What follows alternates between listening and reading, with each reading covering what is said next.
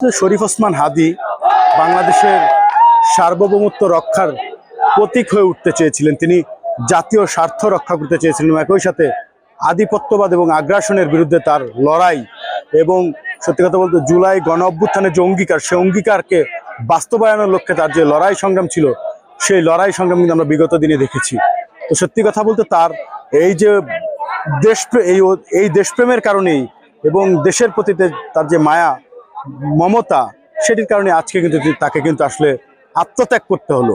তো এই শরীফ ওসমান হাদীর আত্মত্যাগের মাধ্যমে আমরা মনে করছি যে তিনি আমাদের কাছে আসলে আগামী দিনে অনুপ্রেরণা হয়ে থাকবেন। তার এই আত্মত্যাগ এবং শরীফ ওসমান হাদীর এই আত্মত্যাগকে আমরা হৃদয়ে ধারণ করে তার যে স্বপ্নের বাংলাদেশ প্রত্যাশা ছিল এবং তিনি যে আগ্রাসন মুক্ত আধিপত্যবাদ মুক্ত বাংলাদেশ চেয়েছিলেন এবং তিনি যে ইনসাফ ভিত্তিক একটি রাষ্ট্র প্রতিষ্ঠা করতে চেয়েছিলেন, সেই রাষ্ট্র আমরা লক্ষ লক্ষ তরুণরা চেষ্টা করব সেটি বাস্তবায়ন করার জন্য।